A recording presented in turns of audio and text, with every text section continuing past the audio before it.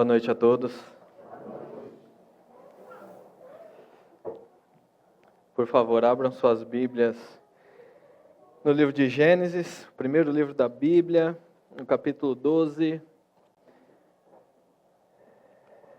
O texto que abordaremos hoje é o capítulo 12, verso de 1 ao 3. Por favor, podem abrir.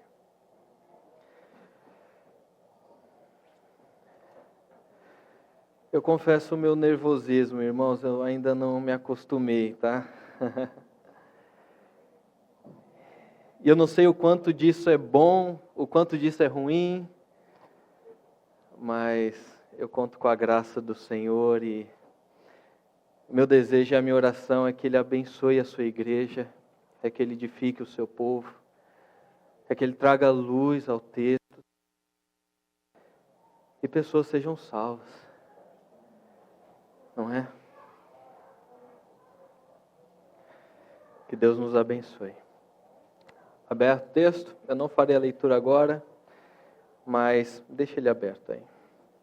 Irmãos, o Evangelho não foi uma mensagem que apareceu do nada, da noite para o dia. Deus desde o princípio vinha revelando a mensagem, a boa nova. Primeiramente, como muitos aqui sabem, em Gênesis 3:15, nós temos a promessa do descendente que esmagará a cabeça da serpente. E no nosso texto também, Gênesis 12, nós temos o Evangelho sendo pré-anunciado a Abraão nesses termos: em você serão benditas todas as famílias da terra. E subsequente, também, à medida que o tempo ia passando, o Senhor não só confirmava o que Ele já havia revelado, como também Ele lançava mais luz sobre o seu intento redentivo. Com a entrada do pecado no mundo, por meio de nosso pai Adão, e vivendo em um mundo caído como nós vivemos, a partir daí, o Evangelho, irmãos, essa mensagem, é a única que pode dar real e sólida esperança ao homem. É a única mensagem que objetivamente nos dá certeza de um futuro glorioso e tira os nossos olhos daqui da terra e nos faz almejar uma herança incorruptível, como é prometida e livre da mancha do pecado. Além de encher o nosso coração de alegria e desejo de que as suas promessas se cumpram logo. A única mensagem que faz com que a morte não nos cause mais pavor ou medo, que é a consequência da queda. É a única mensagem cujo esplendor ofusca tudo aquilo que é elevado entre os homens. É a única mensagem que torna loucura a sabedoria do homem. E faz com que afirmemos com toda a convicção paradoxos, que se não fosse o Evangelho, seriam difíceis de afirmar.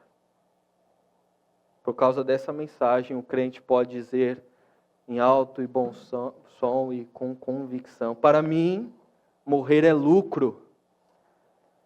Ou, perder é ganhar. Ou, eu sou pobre, mas eu enriqueço a muitos. Eu nada tenho, mas eu possuo tudo. Morrendo, mas eis que eu estou vivo.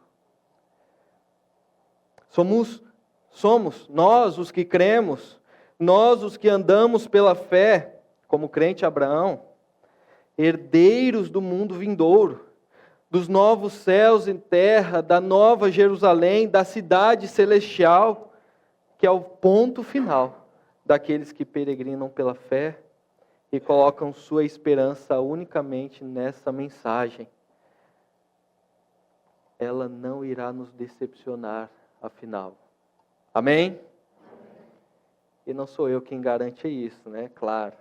Quem garante isso é o prometido descendente de Abraão, que ressurgiu dentre os mortos, o nosso Senhor Jesus Cristo. O título da mensagem é herdeiros pela fé. As crianças que anotam. Irmãos, o que nós veremos nesse texto? Nós veremos que em obediência ao chamado de Deus, Abraão sai do meio do seu povo e se torna por todos os dias da sua vida um estrangeiro e peregrino na terra da promessa. Contudo, ele não fica sem uma herança. A sua herança é superior, é maior e é permanente, é eterna.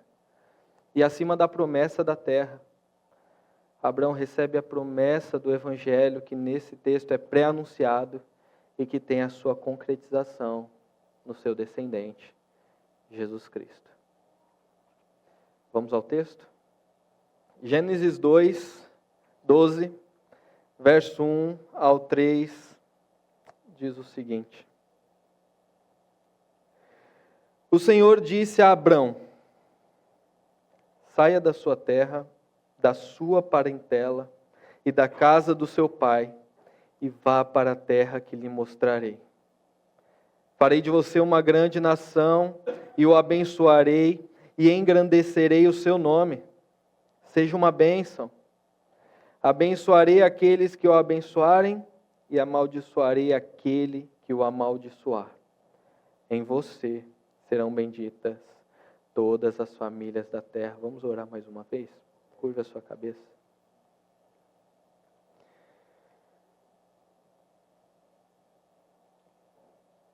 É um privilégio, Senhor. Como foi dito no início, nós não somos dignos. Todos nós aqui reunidos, nós não somos dignos dessa mensagem. Nós não somos dignos da Tua palavra, seja de ouvi-la ou de proclamá-la. Recebemos como dádiva do Senhor. Inclinamos o nosso coração em gratidão e rendição ao Senhor. Ela é o poder de Deus para a salvação de todo aquele que crê. E ó Senhor, à medida que a Tua palavra for proclamada e pregada, manifesta o Teu poder, trazendo convicção aos nossos corações, iluminação aos nossos olhos e rendição à medida que com fidelidade a Tua palavra é exposta. Nós dependemos do Senhor e clamamos a Tua misericórdia e a Tua ajuda, pois não conseguimos sozinhos. É um privilégio, Senhor. Faça o Teu querer, nós o buscamos em Cristo Jesus. Amém. Não é dito no texto o quanto é exigido de Abrão, ou seja, o quanto é desconfortável atender ao chamado do Senhor, porque confortável é sempre permanecer onde está, é sempre continuar onde está. Essa ordem do Senhor, perceba que é uma ordem, e não é um conselho do Senhor, não é um desejo do Senhor manifesto a Abrão, ou mesmo um pedido em que existe uma opção para Abrão. O Senhor escolheu Abrão. A escolha foi do Senhor. Ele chamou e ordena o seu destino. Qual o seu destino, Abrão?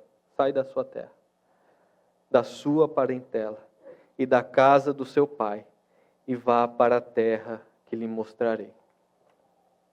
O chamado de Abrão exige uma resposta de obediência da parte de Abrão, baseada em uma fé no Deus que promete. Na verdade, fé genuína sempre está relacionada à palavra de Deus e são quase inseparáveis. Lembrando que fé não é um pensamento positivo, não é uma energia positiva, ou uma forte convicção, ou desejo, ou algum tipo de força interior ou poder. Nada disso. Como nós temos aprendido aqui, fé é uma atitude adequada com relação ao que Deus diz, com relação à palavra de Deus. Toda vez que o Senhor fala, toda vez que o Senhor ensina, toda vez que o Senhor ordena, é exigido de nós, é exigido dos que ouvem uma resposta adequada. E a resposta adequada sempre é confiança e obediência.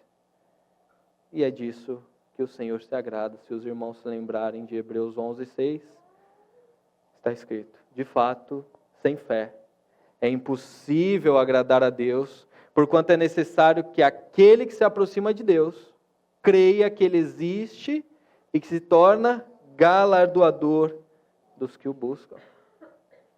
É fé que o Senhor espera de Abraão. Eu vou usar Abraão, tá? No texto está Abrão, mas vamos lá. É fé que o Senhor espera de Abraão. Fé não só para obedecer, mas para confiar nas promessas feitas. Então o Senhor chama Abraão, diz para ele sair, indica para onde ele deve ir. Para onde você deve ir, Abraão? O Senhor não diz. O que está escrito é: eu lhe mostrarei. Sai da sua terra, sai da sua parentela, sai da casa do seu pai. Para onde, Senhor? Para onde eu lhe mostrarei. Ou seja, para onde Abraão saísse, era ali a vontade do Senhor.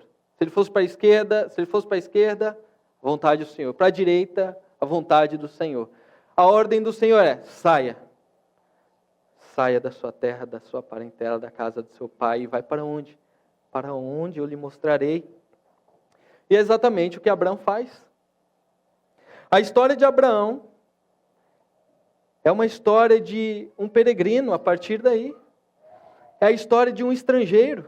Se você olhar o verso 4, diz o seguinte: partiu, pois, Abrão, e a partir daí, Abrão. Partiu, pois, Abrão como o Senhor lhe ordenara. E essa é a resposta adequada diante da ordem do Senhor. E desde que Abrão saiu ali, o verso 4 vai dizer também que ele sai com a idade de 75 anos. E desde então, até o fim da sua vida, Abraão não teve uma morada certa. Abraão, ele morre aos 175 anos. E se você fizer as contas, ele é peregrino durante 100 anos. Durante 100 anos, Abraão, ele sai e ele anda sem uma morada certa. Ele não tem uma terra, ele não tem uma casa, nada é lhe dado na terra da promessa, somente um campo que ele compra, mas Abraão ele permanece peregrino durante 100 anos. 100 anos, junto com, inclusive, Isaac e Jacó, os herdeiros da promessa. Se você olhar o verso 2 e o verso 3,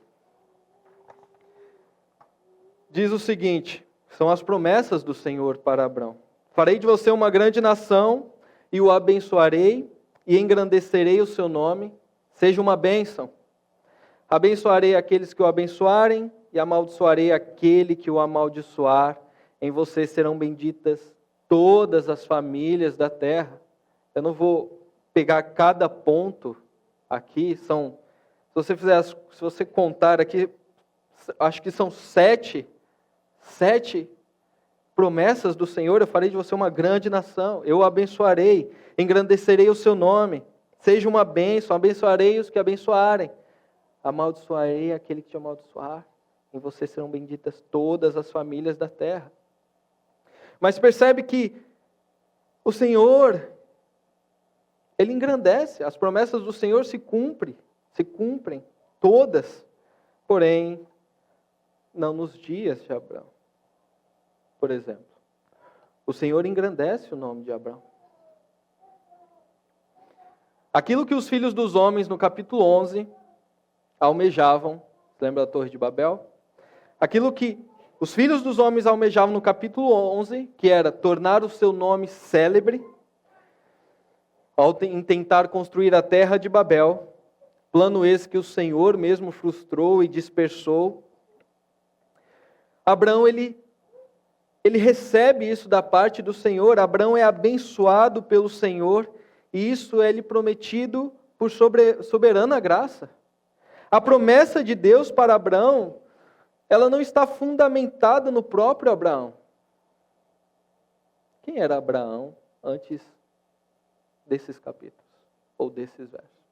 Ninguém ouvira falar de Abraão. Porém, em seu soberano desígnio, o Senhor escolhe Abraão, e o Senhor faz promessas a Abraão, e é o Senhor quem levará tudo isso à frente, é o Senhor quem cumprirá tudo isso que Ele promete a Abraão. O seu nome não foi afamado em seus dias, Abraão permaneceu peregrino, porém, de quem nós estamos falando hoje? Passaram-se mais de 3 milênios e ainda falamos e falaremos de Abraão, ou aquele que foi chamado pelo Senhor. O seu nome se tornou célebre e tudo isso tem sua origem e fundamento no Senhor. Antes de prosseguir, eu quero tentar trazer o impacto de Gênesis aqui. O contexto de Gênesis, né? Lembrando que quem escreveu Gênesis? Moisés escreveu Gênesis. Para quem Moisés escreveu Gênesis? Moisés escreve Gênesis para o povo de Israel. O povo de Israel que está prestes a herdar a terra da promessa. A geração caiu no deserto, e a geração que os filhos daqueles que caíram no deserto estão prestes a herdar a terra de Moabe, a terra da promessa, a terra de Canaã. E então, Gênesis é escrito, Êxodo é escrito, e perceba, aquela geração, ela tem influência dos seus pais na terra do Egito, eles conheciam outros deuses. Eles saem da terra do Egito e eles fazem o quê? Eles fazem um bezerro de ouro. Eles não conheciam ao Senhor tanto quanto deveriam conhecer. Entretanto, Moisés traz Gênesis. Quem é o Senhor? O Senhor é o Criador do céu e da terra. É o Senhor quem fez todos os homens. É o Senhor quem condenou o mundo antigo.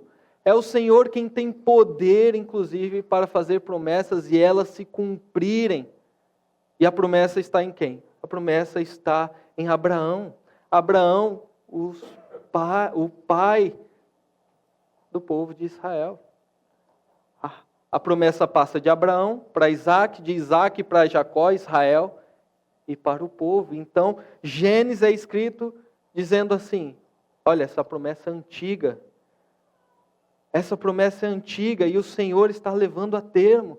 Em certo momento Ele nos disse que nos daria a terra prometida, e aqui nós estamos agora diante da terra de Canaã.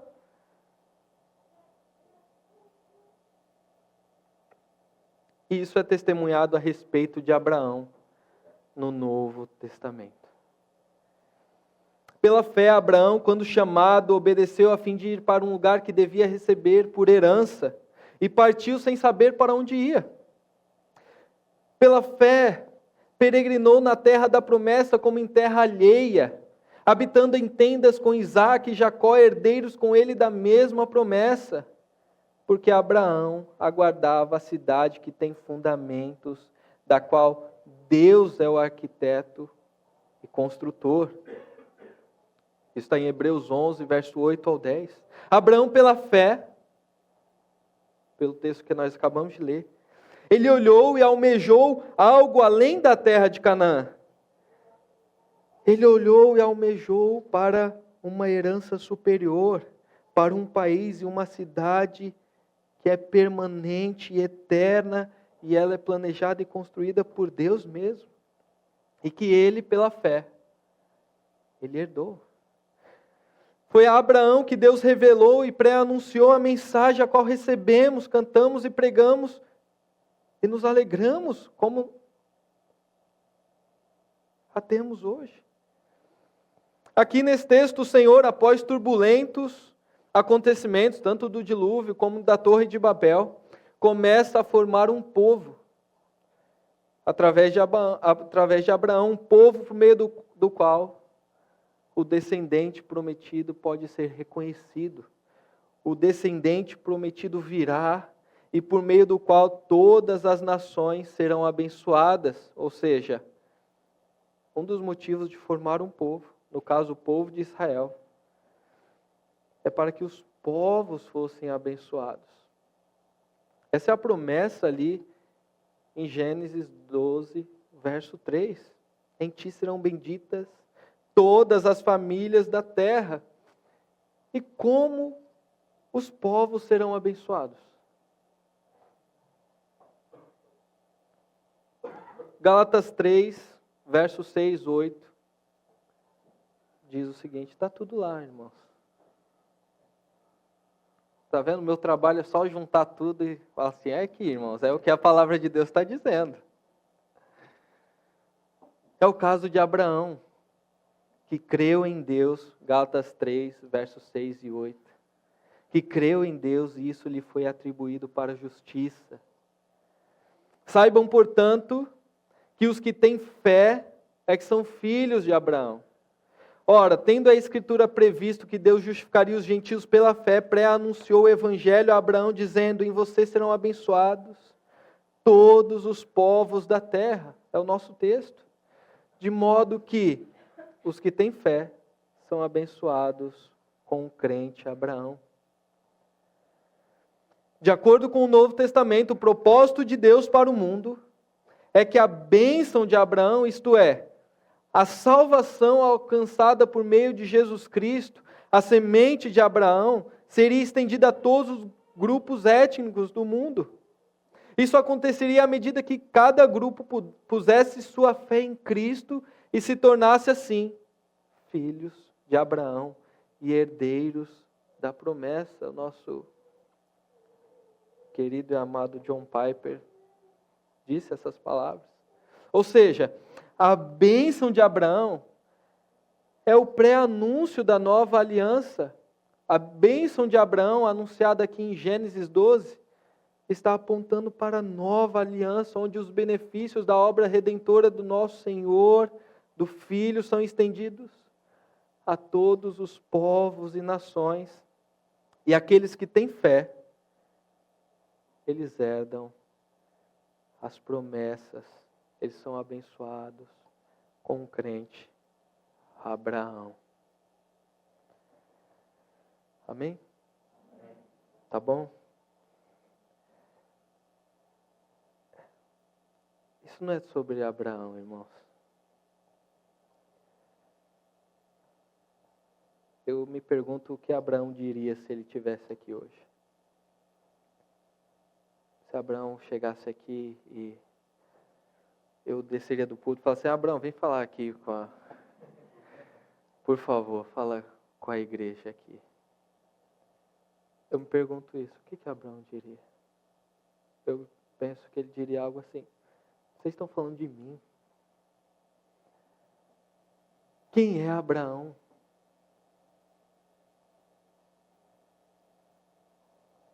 Maior que Abraão, entretanto, nós temos aquele em quem as promessas feitas a Abraão se cumprem. E é aquele homem que é esperado por todos aqueles que viram as promessas de longe e saudavam as promessas. O grande herói das Escrituras é Jesus Cristo, o descendente da mulher, o descendente de Abraão. E é aquele que não é deste mundo. E é aquele que sai. Se eu puder usar as palavras de Gênesis 2, ele sai da sua terra da sua parentela, da casa do seu pai. Ele deixa a sua glória melhor, né? Filipenses 2. Ele deixa a sua glória. Ele tabernaculou em nosso meio. Ele não foi recebido pelos seus. Aquele que em sua humilhação foi traído, injustiçado, crucificado, morto, sepultado em obediência intransigente. Se o nome de Abraão se torna célebre, se o nome de Abraão é engrandecido pelo Senhor e perpassa todas as gerações e chega a mais de 3 milênios depois. O testemunho a respeito do Senhor Jesus Cristo é maior, por isso, Filipenses 2, Deus o exaltou sobremaneira e lhe deu um nome que está acima de todo nome, para que ao nome de Jesus se dobre todo o joelho, tanto no céu como sobre a terra, debaixo da terra, e toda língua confesse que Jesus Cristo é Senhor, para a glória de Deus Pai. Acima do nome de Abraão está o nome do seu descendente, que efetua e concretiza essa promessa e por meio de quem os povos serão abençoados. É a respeito dele que, por quem, para quem e de quem são todas as coisas, é para ele que nós estamos aqui. Então, irmãos, algumas considerações, né?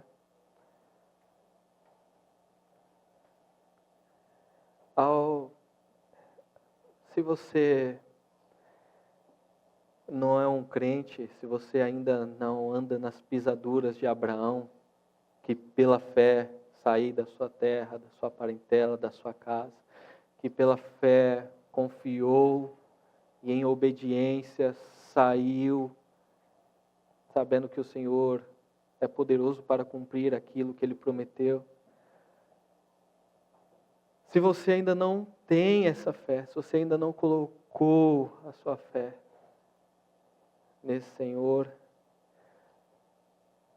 é simples e é claro.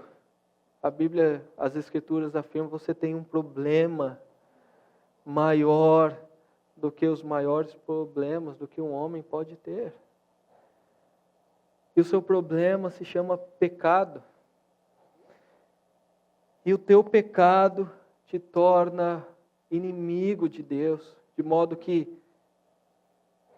se você permanecer assim,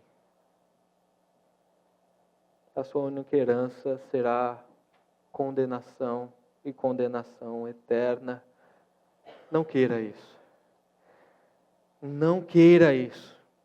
O Senhor não ordena a você que saia da sua terra, da sua parentela ou da casa de seu pai.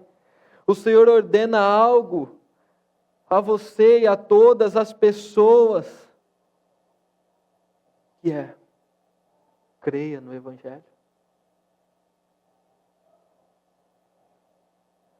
O Evangelho, Jesus Cristo, Filho de Deus, encarnado, uma vida perfeita, injustiçado, traído,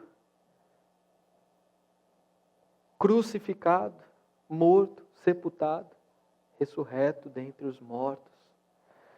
Você é ordenado a colocar toda a sua esperança nessa mensagem. E a promessa é: você não será condenado. Pelo contrário, terá vida eterna. O mesmo Deus que fez promessas a Abraão e as cumpriu, Ele não o frustrará. Você não será condenado. Você terá vida eterna. A ordem é: creia no Evangelho. Enquanto a nós,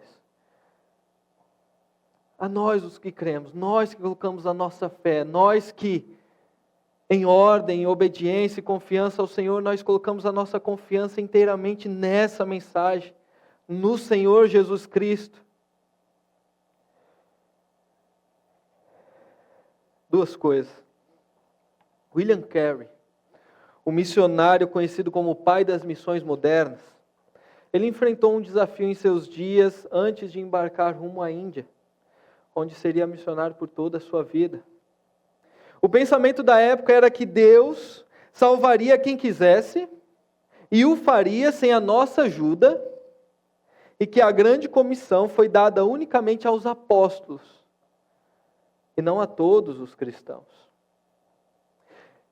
E William Carey foi contrário a isso, e ao apresentar a sua investigação contra essas ideias, ele recebeu a seguinte resposta: jovem, sente-se. Quando Deus quiser converter os pagãos, Ele o fará sem a sua ajuda, sem a minha ajuda. William Carey, diferentemente, ele entendeu o Evangelho, sendo uma mensagem para os povos, uma mensagem que abençoaria todas as famílias da terra, todos os povos, todas as nações, e que nós cristãos somos chamados a proclamar, pois, como está escrito em Romanos 10, né? Como crerão naquele de quem nada ouviram? E como ouvirão se não há quem pregue? É assim que a bênção de Abraão chega a todos os povos, chega a todas as nações. E o Senhor, ainda que nós somos indignos disso, Ele nos deu essa mensagem para proclamarmos a todos. Como Abraão também, irmãos, nós somos peregrinos. Nós não estamos sem rumo. Nós sabemos para onde nós estamos indo. Nós não estamos sem direção. Nós andamos pela fé, sim. Mas nós temos um alvo e nós temos uma morada certa, prometida pelo próprio Senhor Jesus em João 14, que Ele iria preparar morada para nós. E nós andamos nessa fé no que o nosso Senhor prometeu.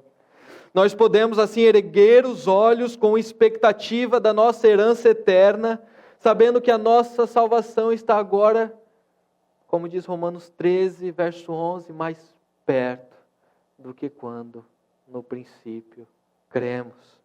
A nossa fé não é vã, irmãos. Estamos firmes em um terreno sólido. Estamos firmes no próprio Senhor, aquele que garante a sua palavra. Deus não é homem para que minta, nem filho de homem para que se arrependa. Números 23, 19. Nós estamos firmes nisso, nas palavras do Senhor. No Senhor que não pode mentir e que cumpriu e cumprirá suas fiéis promessas. E é isso que nos dá certeza da nossa herança tão desejada e esperada, da qual muitos herdaram, da qual nós herdaremos e ainda muitos herdarão, pela fé no Deus que cumpre as suas promessas e não falha, e não frustrará nenhum de nós, nunca. Amém? Amém. Por favor, curva a sua cabeça, vamos buscar o Senhor em oração.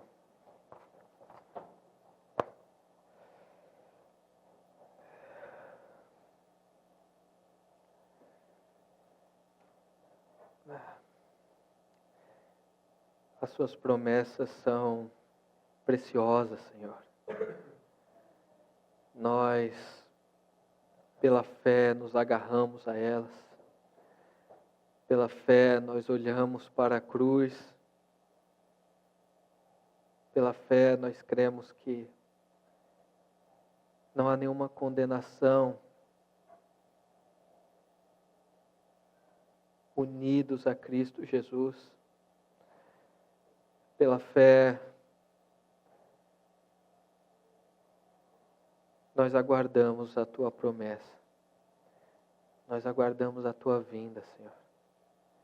Nós aguardamos aquele grande dia prometido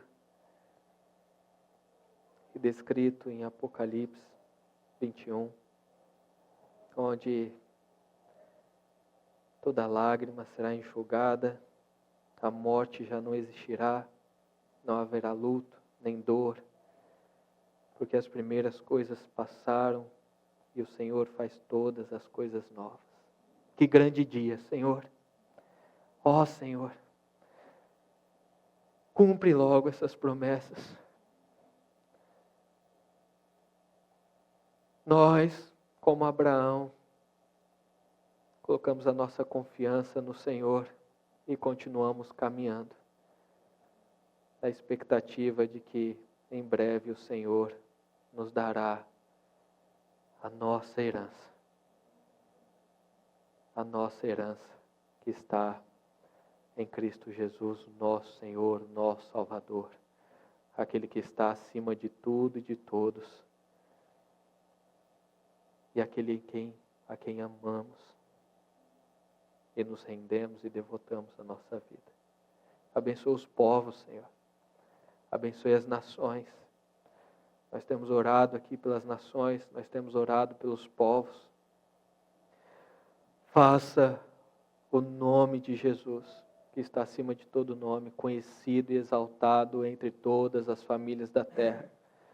E em todos os lugares, os joelhos se dobrem em rendição e louvor àquele que deixou a sua glória e nos amou. É nele que nós oramos. Amém.